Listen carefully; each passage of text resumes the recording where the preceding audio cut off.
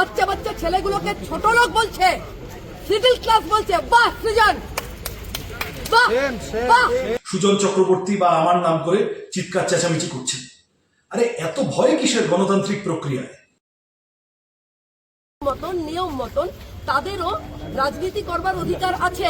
এইটা যে আমরা মেনে নিলাম, আমরা অন্যায় করলাম, তাই তো? জিজ্ঞেস করছি সুজন চক্রবর্তী এবং সৃজন ভট্টাচার্যকে, আজকে আপনারা জানেন না যে ইউনিভার্সিটি মেনে নিয়েছে যে ইউনিভার্সিটির অন্তর্ভুক্ত কোনো ইউনিয়ন থাকতে পারবে না। কোথায় কাগজটা, কোথায়? কোনো ইউনিয়ন নেই। আমি কাগজটা দেখাচ্ছি, কোনো ইউনিয়ন নেই। আমাকে ওই ছবিগুলো দিতে হবে। তারপরেও কি করে জিবি ডাকা হয়েছে? কে ডেকেছে জিবি? আমি সৃজন ভট্টাচার্যকে জিজ্ঞেস করছি, কে ডেকেছে জিবি? কারা ডেকেছে জিবি? হ্যাঁ, দেশ বিরোধী স্লোগান, দেশ বিরোধী স্লোগান, একথা বলবার সাহস কারা দেখাচ্ছে? টুকরে টুকরে গ্যাং যারা যারা এখানে এসে আফজল তেরে সাথ रहेंगे, হ্যাঁ, এই ধরনের কথা যারা বলে, দেশ কো টুকরে করেंगे ইনশাআল্লাহ ইনশাআল্লাহ। কি মনে করেছেন যাদবপুরটাকে? কি মনে করছেন আপনারা এই ইউনিভার্সিটিটাকে এই নকশাল এবং দেশ বিরোধী শক্তি, মাওয়িস্ট এবং এদের দিয়ে আপনারা ভর্তি করে রাখবেন? ভেবেছেন এটা? কোথাও চলবে না, এটা বলে রাখলাম। যাদবপুরে তো নই। আপনারা জানেন না যে 352টা বুথে একটা বুথ জিতেছে সিপিএম? তাই জ্বালা লাগছে না? জ্বালা লাগছে আপনাদের? বাচ্চা বাচ্চা ছেলেগুলোকে ছোট লোক বলছে, মিডল ক্লাস বলছে। বাহ সৃজন, বাহ বাহ। লজ্জা লজ্জা লজ্জা সৃজন। আপনাদের সমস্ত লোক মিডল ক্লাস বলছে, আমাদের ছেলেদের ধাক্কা দিয়ে ফেলে দিচ্ছে, ছোট লোক বলছে। এইটা আপনাদের শিক্ষা, আপনাদের সংস্কৃতি। হ্যাঁ, ভিসি কোথায়? প্রশ্ন করছি, ভিসি এখনো আসেনি কেন? আমাদের ছেলেরা ইললিগাল রেজিস্টার কোথায়? কোথায় সেলিমবাগ মন্ডল কোথায়? কেন আসছে না এখানে?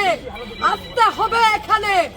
এবং আমি সৃজন ভট্টাচার্যকে বলছি, অলিভ দাস, রহমান মল্লিক, অনির্বাণ, সাগ্নিক সরকার, এদেরকে যদি 1 ঘন্টার মধ্যে যাদবপুর থানায় সারেন্ডার না করান, সৃজন আপনাকে বললাম, আমি কিন্তু যেখানে লুকিয়ে আছে সেখান থেকে টেনে বার করব। সারা রাত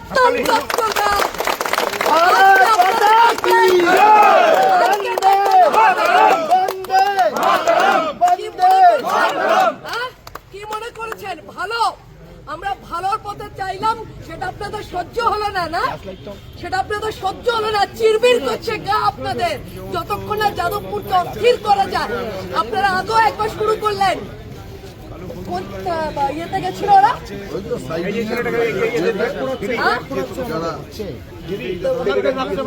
এসব যাদেরকে মেরেছে।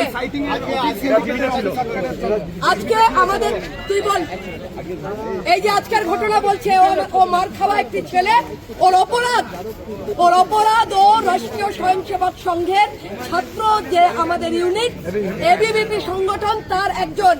তাই মার খেতে হয়েছে সৃজনের ছেলেদের কাছ থেকে। আমি কলকাতার বাইরে এই মাঝরাত্রে এখন খোঁজ নিয়ে জানতে পারছি যে ইঞ্জিনিয়ারিং ফ্যাকাল্টির কিছু ছাত্র, তারা নিজেদের মধ্যে সভা করছিল। সেখানে এবিভিপির গুন্ডারা ঢুকে পড়ে প্রভোকেশন তৈরি করার চেষ্টা করে, অশান্তি তৈরি করার চেষ্টা করে। দুই পক্ষের মধ্যে বচসা হয়। এখানে এসএফআই কোথাও ছিল না। যাই হোক, ছাত্রদের মধ্যে বচসা অনেক সময় হয়ে থাকে। তারপর শুনছি বিজেপির গুন্ডারা নাকি ঢুকে পড়েছে এবং তারা গিয়ে নাকি ভাঙচুর চালাচ্ছে ক্যাম্পাসের ভিতরে।